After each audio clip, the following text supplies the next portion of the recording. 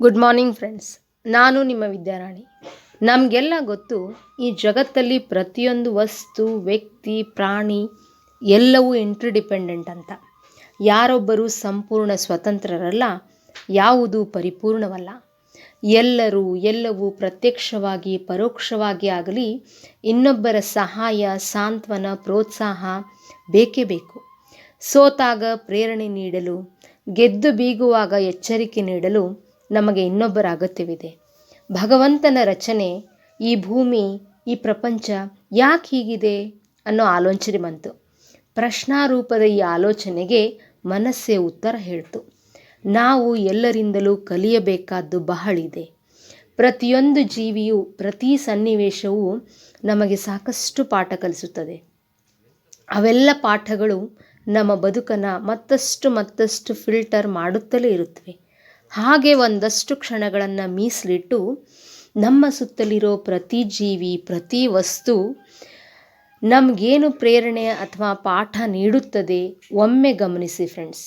For example, ನೀರು ಹರಿಯುವುದು ನೀರಿನ ಗುಣಧರ್ಮ, ಕೊಳೆ ತೊಳೆಯುವುದು ನೀರಿನ ಗುಣಧರ್ಮ, ಅದರಲ್ಲಿ ಎಲ್ಲವನ್ನ ಕರಗಿಸಿಕೊಳ್ಳುವುದು ನೀರಿನ ಗುಣಧರ್ಮ. ಸಮಯ ಬಂದರೆ ಎಲ್ಲವನ್ನ ತನ್ನೊಡನೆ ಕೊಚ್ಚಿಕೊಂಡು ಹೋಗಬಲ್ಲಷ್ಟು ಶಕ್ತಿಯುತ ನೀರು. ಹಾಗಾದರೆ ನಾವು ನೀರಿನಿಂದ ಏನು ಕಲಿಬಹುದು? ನಾವು ಕೂಡ ನಿಂತ ನೀರಾಗದಂತೆ ಹರಿತಾ ಇದ್ದರೆ ಮಾತ್ರ ಜೀವಂತಿಕೆ ಅನ್ನುವಂಥದ್ದು. ನಾವು ಬದುಕಲ್ಲಿ ಸದಾ ಸಾಗ್ತಾನೆ ಇರಬೇಕು, ನಮ್ಮ ಪ್ರಯತ್ನಗಳನ್ನು ಪಡ್ತಾನೆ ಇರಬೇಕು.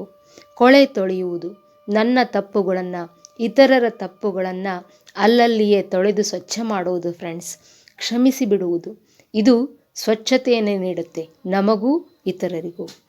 ಎಲ್ಲವನ್ನ ತಮ್ಮಲ್ಲಿ ಕರಗಿಸಿಕೊಳ್ಳುವುದು, ಯಾವುದೇ ಒಳ್ಳೆಯದು ಕೆಟ್ಟದ್ದು, ಸೋಲು ಗೆಲುವು ಎಲ್ಲವನ್ನ ನಮ್ಮಲ್ಲಿ ಸ್ವೀಕಾರ ಮಾಡಿಕೊಳ್ಳುವುದನ್ನು ನಾವು ನೀರಿನಿಂದ ಕಲಿಬೇಕು. ಸಮಯ ಬಂದರೆ ಎಲ್ಲವನ್ನ ಕೊಚ್ಚಿಕೊಂಡು ಹೋಗಬಲ್ಲಷ್ಟು ಶಕ್ತಿಯುತರು ನಾವು ಅನ್ನುವಂಥ ನಂಬಿಕೆಯನ್ನು ಕೂಡ ನಾವು ಬೆಳೆಸ್ಕೋಬೇಕು. ನಾವು ಯಾರಿಗೂ ಕಮ್ಮಿ ಇಲ್ಲ, ಜಗತ್ತಲ್ಲಿ ನಮ್ಮಷ್ಟು ಶಕ್ತಿಯುತರು ಯಾರೂ ಇಲ್ಲ ಅನ್ನೋದನ್ನು ನೀರು ನಮಗೆ ಕಲಿಸುತ್ತೆ. ಹಾಗೆ ಗಾಳಿ ಚಲನೆಯ ಪ್ರತೀಕ, ಪ್ರತಿ ಜೀವಿಗೂ ಉಸಿರು ನೀಡಬಲ್ಲ ಶಕ್ತಿ ಸ್ವರೂಪಿ. ಬೆಂಕಿಯನ್ನು ಪಸರಿಸಬಲ್ಲಷ್ಟು ಅಪಾಯಕಾರಿ, ಪರಿಮಳವನ್ನು ಹರಡಬಲ್ಲಷ್ಟು ಉಪಕಾರಿ.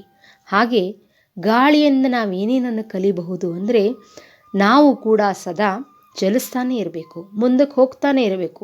ಯಾವತ್ತೂ ಸೋಲನ್ನು ಒಪ್ಕೊಂಡು ಎಲ್ಲಿಗೂ ನಿಲ್ಲಬಾರ್ದು. ಪ್ರತಿ ಜೀವಿಗೂ ಗಾಳಿ ಹೇಗೆ ಉಸಿರು ನೀಡಬಲ್ಲದೋ, ನನ್ನಿಂದ ಕೂಡ ಒಬ್ಬರಲ್ಲ ಒಬ್ಬರಿಗೆ ಒಳ್ಳೆಯದನ್ನು ಮಾಡುವ, ನನ್ನಿಂದ ಉಪಯೋಗಕಾರಿಯಾದಂಥದ್ದನ್ನು ಕೊಡುವಂಥ ಶಕ್ತಿ ನನ್ನಲ್ಲೂ ಇದೆ ಅನ್ನುವಂಥದ್ದನ್ನು ಗಾಳಿಯನ್ನು ನೋಡಿ ಕಲಿಬೇಕು. ಗಾಳಿ ಬೆಂಕಿಯನ್ನು ಹರಡಬಲ್ಲದು, ಪರಿಮಳವನ್ನು ಕೂಡ ಹರಡಬಲ್ಲದು. ಹಾಗೆ ನಮ್ಮಲ್ಲಿಯೂ ಕೂಡ ಎರಡೂ ಗುಣಗಳಿವೆ. ನಾವು ಯಾವುದು ಉಪಕಾರಿ, ಯಾವುದು ಅಪಾಯಕಾರಿ ಅನ್ನೋದನ್ನು ಅರಿತು ಅದು ನಮಗೂ ಕೂಡ ಅನ್ವಯಿಸುತ್ತೆ. ಯಾವುದೇ ಗುಣ ನನ್ನಲ್ಲಿ ಇದೆ ಅಂದರೆ ಅದು ಮೊದಲು ನನಗೆ ಅಫೆಕ್ಟ್ ಮಾಡುತ್ತೆ. ಹಾಗಾಗಿ ನಾನು ಇನ್ನೊಬ್ಬರ ಬಗ್ಗೆ ಕೆಟ್ಟದ್ದನ್ನು ಆಲೋಚನೆ ಮಾಡ್ತೀನಿ, ಮನಸ್ಸಲ್ಲಿ ಕೋಪ ದ್ವೇಷಗಳನ್ನು ಇಟ್ಕೊಳ್ತೀನಿ ಅಂದರೆ, ಮೊದಲು ನನ್ನ ಮನೆಯಲ್ಲಿ ಬೆಂಕಿ ಹೆಚ್ಚಿದಾಗ ಅದು ಪಕ್ಕದ ಮನೆಗೆ ಹರಡಬೇಕಾದ್ರೆ ಮೊದಲು ನನ್ನ ಮನೆಯನ್ನು ಸುಡುತ್ತೆ. ಹಾಗೆ ಯಾವುದು ಅಪಾಯಕಾರಿಯೋ ಅದನ್ನು ದೂರ ಇಟ್ಟು, ಯಾವುದು ಸದಾ ಜಗತ್ತಿಗೆ ನನಗೆ ಉಪಕಾರಿಯೋ ಅಂತಹ ಗುಣಗಳನ್ನು ನಾವು ನಮ್ಮಲ್ಲಿ ಅನ್ವಯಿಸಿಕೊಳ್ಳಬೇಕು ಅನ್ನುವಂಥದ್ದನ್ನು ಗಾಳಿಯನ್ನು ನೋಡಿ ಕಲಿಬೇಕು ಫ್ರೆಂಡ್ಸ್. ಇನ್ನು ಪಕ್ಷಿಗಳು ಸದಾ ಮೇಲೇರುತ್ತಲೇ ಇರುತ್ತವೆ. ಸದಾ ಮೇಲೇರು ಅನ್ನುವ ಸಂದೇಶವನ್ನು ನಮಗೂ ಕೊಡ್ತಾನೆ ಇರುತ್ತವೆ. ನಮ್ಮ ಬದುಕು ಎಲ್ಲಿಗೂ ಸ್ಟಕ್ ಆಗಬಾರ್ದು ಫ್ರೆಂಡ್ಸ್. ಪಕ್ಷಿಯ ಹಾಗೆ ಸದಾ ಮೇಲೇರ್ತಾನೆ ಇರಬೇಕು. ರೆಕ್ಕೆ ಬಿಚ್ಚಿ ಹಾರುವಂಥ ಪಕ್ಷಿ ಹೇಳ್ತಾ ಇದೆ ಅಂದರೆ, ನಿನ್ನ ಎಲ್ಲ ಸಾಮರ್ಥ್ಯ ಶಕ್ತಿಗಳನ್ನು ಒಗ್ಗೂಡಿಸಿಕೊಂಡು ಒಮ್ಮೆ ಪ್ರಯತ್ನಪಟ್ಟು ಹಾರು, ನೀನು ಎಷ್ಟೇ ಎತ್ತರವನ್ನು ಬೇಕಾದರೂ ತಲುಪಬಲ್ಲೆ ಅನ್ನೋದನ್ನು ನಾವು ಪಕ್ಷಿಗಳ ರೆಕ್ಕೆ ಬಿಚ್ಚಿ ಹಾರುವುದನ್ನು ನೋಡಿ ಕಲ್ಕೊಳ್ಬೇಕು. ಆಗಸದೆತ್ತರವು ನಿನಗೆ ಪರಿಮಿತವಲ್ಲ ಅಂದರೆ, ನಮಗೆ ಲಿಮಿಟೇಷನ್ಸನ್ನು ನಾವೇ ಹಾಕ್ಕೊಳ್ತೀವಿ ಫ್ರೆಂಡ್ಸ್. ನಮಗೆ ಲಿಮಿಟೇಷನ್ಸೇ ಇಲ್ಲ. ಆಗಸವೂ ಕೂಡ ನಮ್ಗೆ ಯಾವುದೇ ಲಿಮಿಟ್ ಅಲ್ಲ. ಅದನ್ನು ನಾವು ಪಕ್ಷಿಗಳ ಪ್ರಯತ್ನವನ್ನು ನೋಡಿ ಕಲಿತಾನೆ ಇರಬೇಕು. ಮಳೆ ಬಂದರೆ ಪಕ್ಷಿಗಳು ಮೋಡವನ್ನು ದಾಟಿ ಮೇಲಕ್ಕೆ ಹಾರ್ತವೆ. ಹಾಗೆ ಸಮಸ್ಯೆಗಳ ಸುಳಿಯಲ್ಲಿ ನಾವು ಸಿಲುಕು ಹಾಕ್ಕೊಳ್ದೇನೆ ನಾವು ಕೂಡ ಸಮಸ್ಯೆಗಳಿಂದ ಆಚೆಗೆ out of the circle think ಮಾಡಬೇಕು. ಸಮಸ್ಯೆಯಿಂದ ಆಚೆ ಒಮ್ಮೆ ಮೇಲಕ್ಕೆ ನಾವು ಹೋದರೆ ನಮಗೆ ಎಲ್ಲವೂ ಕೂಡ ಕಿರುಬೆರಳಿನಷ್ಟು ಸುಲಭ ಅನ್ನುವಂಥದ್ದನ್ನು ಪಕ್ಷಿಗಳು ತೋರಿಸ್ತವೆ. ಸುಂದರವಾಗಿ ಕೂಗುತ್ತವೆ. ಅಂದರೆ ಪಕ್ಷಿಗಳ ಧ್ವನಿಯಲ್ಲಿ ಇಡೀ ಜಗತ್ತಿಗೆ ಸಂಗೀತವನ್ನು ನೀಡಬಲ್ಲ ಶಕ್ತಿ ಇದೆ. ಹಾಗೆ ಪ್ರಕೃತಿಗೊಂದು ಸೊಬಗನ್ನು ನೀಡುವಂತಹ, ಸಂಗೀತವನ್ನು ನೀಡುವಂತಹ ಶಕ್ತಿ ಪಕ್ಷಿಗಳಿಗಿದೆ. ನಿಮಗೂ ಭಾಷೆ ಇದೆ ಅಲ್ಲವೇ? ನಿಮಗೂ ಮಾತು ಬರುತ್ತಲ್ಲವೇ? ಏಕೆ ನೀವು ಜಗತ್ತಿಗೆ ಜೀವಂತಿಕೆಯನ್ನು ನೀಡಲು ನಿಮ್ಮ ಮಾತನ್ನು ಬಳಸ್ಕೊಳ್ಬಾರ್ದು? ಪಕ್ಷಿಗಳು ಪರಾಗ ಸ್ಪರ್ಶವನ್ನು ಮಾಡುತ್ತವೆ. ಅಂದರೆ ಹೂವಿಂದ ಹೂವಿಗೆ ಹಾರುವಾಗ ಅವುಗಳ ರೆಕ್ಕೆಗಳಿಗೆ, ಕಾಲುಗಳಿಗೆ ಪರಾಗಗಳು ಅಂಟಿ ಅದು ಇನ್ನೊಂದು ಹೂವಿಗೆ ಹೋಗಿ ಅಲ್ಲಿ ಪರಾಗ ಸ್ಪರ್ಶವಾಗಿ ಬೀಜ ನಿರ್ಮಾಣವಾಗುತ್ತವೆ. ಮತ್ತು ಆ ಬೀಜವನ್ನು ಪ್ರಸಾರ ಮಾಡಿ ಜಗತ್ತಿನ ತುಂಬೆಲ್ಲ ಸಸ್ಯ ಸಂಕುಲವನ್ನು ಬೆಳೆಸುವಂತಹ ಉಪಕಾರಿ ಪಕ್ಷಿಗಳು.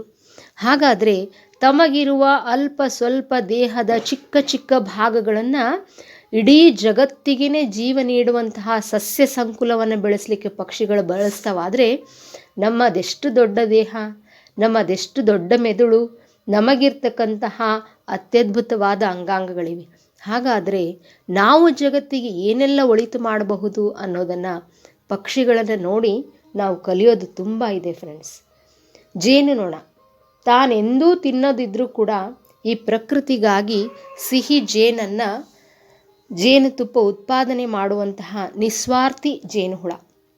ನಿಮಗೆ ಗೊತ್ತೇ, ಒಂದು ಹುಳು ಪ್ರತಿನಿತ್ಯ 2000 ಹೂಗಳನ್ನು ಸ್ಪರ್ಶ ಮಾಡಿ ಅವುಗಳ ಮಕರಂದವನ್ನು ತಂದು ತನ್ನ ಗೂಡಿನಲ್ಲಿ ಅದನ್ನು ಕೂಡಿಟ್ಟು ತಿಂಗಳಾನುಗಟ್ಟಲೆ ಅದಕ್ಕೆ ಪೋಷಣೆಯನ್ನು ನೀಡಿ ಅತ್ಯದ್ಭುತ ಔಷಧವಾದಂತಹ ಸಿಹಿ ಜೇನುತುಪ್ಪವನ್ನು ತಯಾರು ಮಾಡುತ್ತೆ. ಆದರೆ ಅದನ್ನು ಎಂದೂ ಜೇನುಹುಳ ತಿನ್ನೋದಿಲ್ಲ ಫ್ರೆಂಡ್ಸ್. ಅದನ್ನು ಎಷ್ಟೋ ಪಕ್ಷಿ ಪ್ರಾಣಿಗಳಿಗಾಗಿ, ಈ ಪ್ರಕೃತಿಗಾಗಿ ಜೇನನ್ನು ತಯಾರಿಸುತ್ತೆ ಈ ನಿಸ್ವಾರ್ಥಿ. ಹಾಗಾದರೆ ಜೇನುಹುಳದಿಂದ ನಾವೇನೆಲ್ಲ ಕಲಿಬಹುದಲ್ವೇ?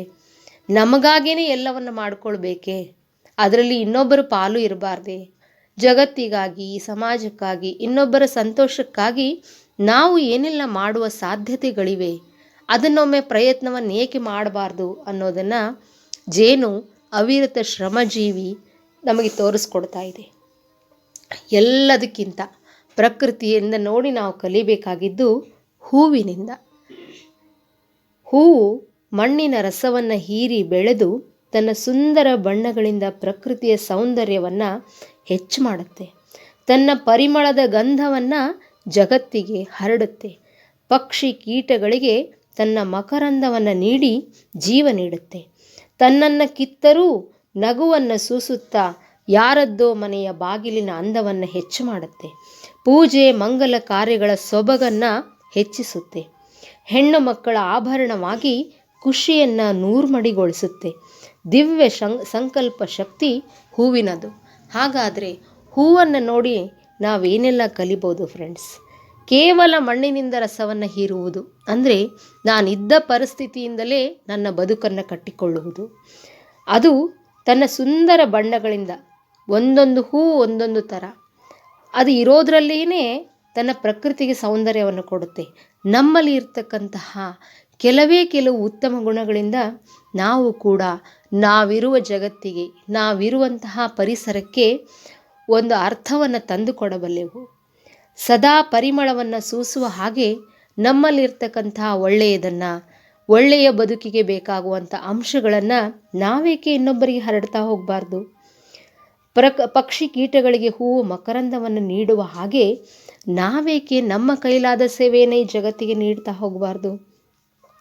ತನ್ನನ್ನು ಕಿತ್ತರೂ ಸಹ ಅದು ಹೇಗೆ ಎಲ್ಲರ ಅಂದವನ್ನು ಹೆಚ್ಚಿಸುತ್ತೋ ಹಾಗೆ ನಿಮಗೆ ನೋವು ಮಾಡಿದವರಿಗೂ ಕೂಡ ನಾವು ಏಕೆ ಒಳ್ಳೆಯದನ್ನೇ ಬಯಸ್ತಾ ಹೋಗಬಾರ್ದು? ಹಾಗಾಗಿ ಹೂವು ಯಾವತ್ತೂ ಪ್ರಕೃತಿಯಲ್ಲಿ ಶ್ರೇಷ್ಠವಾಗಿ ನಿಲ್ಲುತ್ತೆ. ಹಾಗಾಗಿ ಬದುಕಿದರೆ ಹೂವಿನಂತೆ ಬದುಕಬೇಕು ಅಂತ ಹೇಳ್ತಾರೆ. GS ಶಿವರುದ್ರಪ್ಪನವರು ಹೂವಿನ ಮೇಲೊಂದು ಕವಿತೆಯನ್ನೇ ಬರೆದಿದ್ದಾರೆ, ಕಾಡ ಮಲ್ಲಿಗೆಯೊಂದು. ನೀವು ಅದನ್ನು ಕೇಳಿರ್ತೀರಿ ಅಂತ ಅಂದ್ಕೊಂಡಿದ್ದೀನಿ. ಕೇಳಿಲ್ಲ ಅಂದರೆ ಫ್ರೆಂಡ್ಸ್ ದಯವಿಟ್ಟು ಆ ಒಂದು ಕವಿತೆಯನ್ನು ಕೇಳಿ.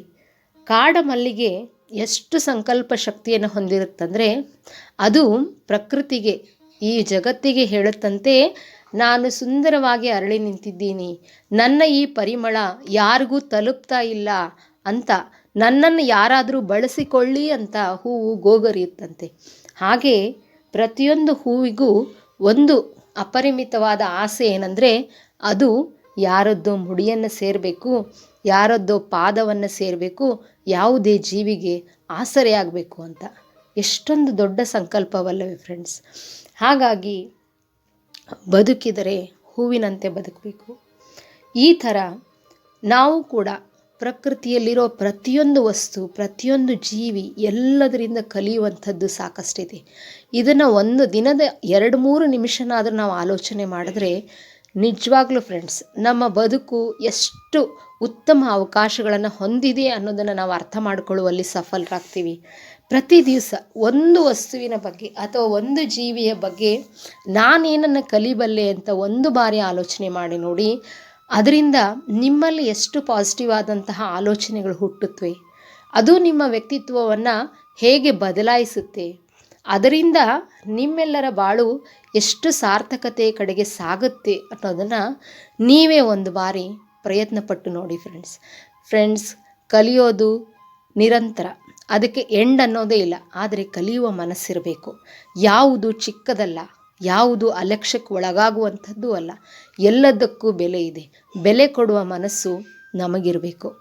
ಇವತ್ತಿನ ಈ ನನ್ನ ಮಾಹಿತಿ ಬದುಕಿದರೆ ಹೂವಿನಂತೆ ಬದುಕಬೇಕು ಅನ್ನೋದು ನಿಮಗೆ ಇಷ್ಟವಾದಲ್ಲಿ ನನ್ನ ಚಾನಲ್ ಧ್ಯಾನಾಮೃತವನ್ನು ಸಬ್ಸ್ಕ್ರೈಬ್ ಮಾಡಿ, ಈ ವಿಡಿಯೋಗೊಂದು ಲೈಕ್ ಕೊಡಿ, ನಿಮ್ಮ ಫ್ರೆಂಡ್ಸ್ ಹಾಗೂ ರಿಲೇಟಿವ್ಸ್ಗೆ ಶೇರ್ ಮಾಡಿ. Thank you friends. ಶುಭ ದಿನ. ಹೂವಿನ ಬಾಳು ನಿಮ್ಮದಾಗಲಿ.